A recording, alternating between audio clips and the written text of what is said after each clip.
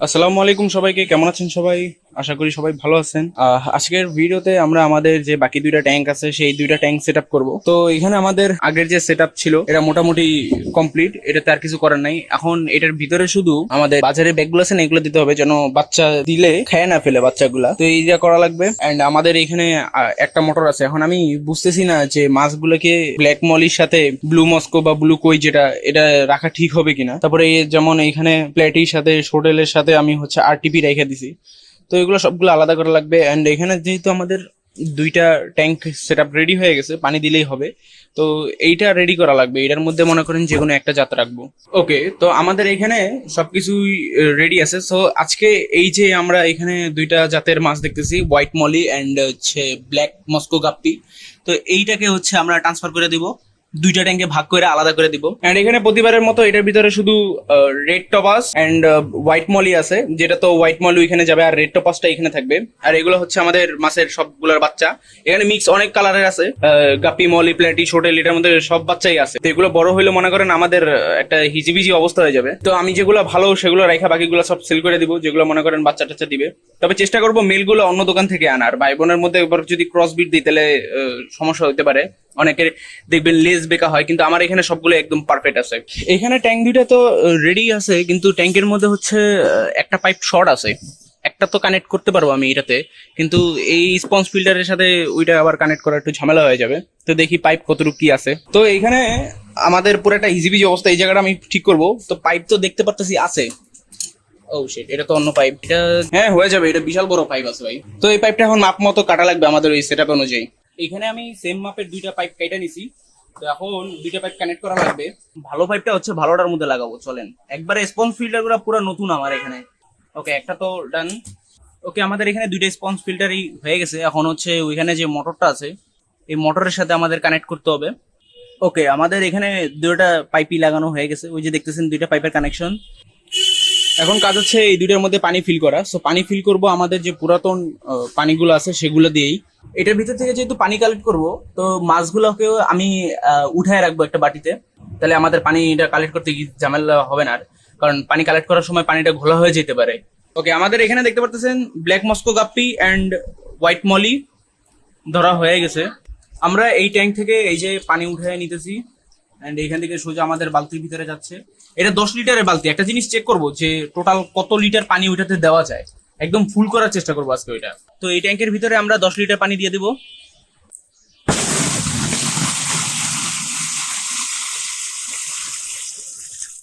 এখন আমরা পানি দিব এটাতে আরো 10 লিটার, টোটাল হবে 20 লিটার। একটু ভালো করে নজর দিলে এখানে দেখতে পারবেন একটা বাচ্চা ঘুরতেছে। তো এটা আমি অনেকক্ষণ পরে নজর দিছি, প্রথম প্রথম খেয়াল করিনি এটাকে। তো এটা যা বুঝলাম হচ্ছে ব্ল্যাক মস্কো কাপের বাচ্চা, এই যে এখানে ঘুরতেছে। আমরা প্রথম ট্যাঙ্কে 40 লিটার পানি দিছি। তো 40 লিটার পানিতে যা বোঝা যাচ্ছে আরো 10 লিটার পানি দেওয়া যাবে, টোটাল 50 লিটার পানি এটাতে দেওয়া যাবে। তো সবগুলোতেই আমি 40 লিটার করে দিছি। তো এতদিন আমি সব ভিডিওতে বললাম যে আমি 30 লিটার পানি দিছি, আসলে আমি যা বুঝলাম আমার 30 লিটারের বেশি দেওয়া হয়েছে, কারণ আমি বড় বালতি ইউজ করতাম। তো টোটাল 40 লিটার পানি দেওয়া হয়েছে ভাই এইগুলাতে। আর আমি এতদিন সব জায়গায় টাইটেল থাম্বনেল ভিডিও সব জায়গায় আমি 30 লিটার করতেছি। যাই হোক, এখন এটাতে 40 লিটার দিছি, সেম ওই সাইডেটাও আমরা 40 লিটার পূরণ করে দিব। ওকে, আমাদের এখানে সবগুলোর মধ্যে 40 লিটার পানি দেওয়া আছে। তো এখন হচ্ছে আমাদের এটা রেডি করতে হবে। তো এইটার মধ্যে তো পুরাতন পানি আছে আর ওইটার মধ্যে পুরা নতুন পানি। সো ওই পানিটার মধ্যে আমরা মাছ আজকে ছাড়তে পারবো না, আমরা মাছ ছাড়বো হচ্ছে কালকে। কিন্তু তার আগে ওইটাতে আমাদের স্পঞ্জ ফিল্টার চালু করে দিতে হবে এন্ড ওইটার মধ্যে রক সল্ট দিতে হবে। আর এটাতে রক সল্ট একটু কম দিতে হবে, কারণ এটার মধ্যে আগের পানিও আছে। তো চলেন আমরা রক সল্টটা নিয়ে আসি। আমি আপনাদেরকে রক সল্টের হিসাবটা বুঝাই দিই। এখানে প্রত্যেক লিটারে আমরা 1 গ্রাম করে রক সল্ট দিব। যদি প্রত্যেক লিটারে আমরা 1 গ্রাম করে রক সল্ট দিই, তাহলে আমাদের 40 লিটারে 40 গ্রাম রক সল্ট দিতে হবে। তো এটার মধ্যে তো আগে থেকে দেওয়া আছে, সো এটার মধ্যে আমি বেশি দিব না, একদম অল্প দিব। এন্ড ওইটার মধ্যে আমাদের প্রায় 40 গ্রাম রক সল্ট দিতে হবে।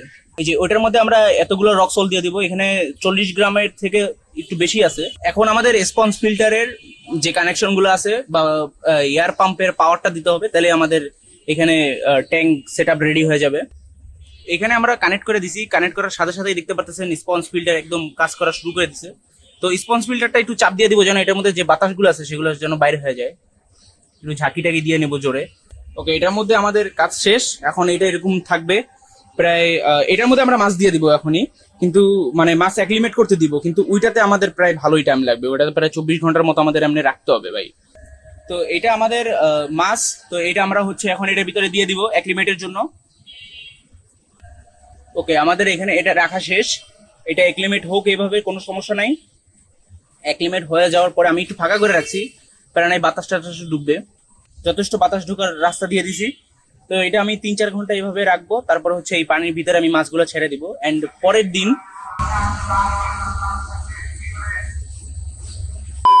আমরা কালকে ওইটার মধ্যে হচ্ছে হোয়াইট মলিগুলো দিয়ে দিব। আমাদের এই ট্যাঙ্কে দিব হচ্ছে ব্ল্যাক মস্কো গাপ্পি, আর ওইটার মধ্যে দিব হোয়াইট মলি। এখানে আপনারা দেখতে পাচ্ছেন আমি প্ল্যান্ট লাগাইছিলাম 5 লিটারের যে পানির গ্লান গুলো থাকে সেটার মধ্যে। তো এটাতে দেখেন আমি 5 লিটারের থেকে এরকম করে এক একটা স্টিম পাচ্ছি, এই যে এরকম করে এক একটা স্টিম পাওয়া যাচ্ছে 5 লিটারের এক একটা থেকে।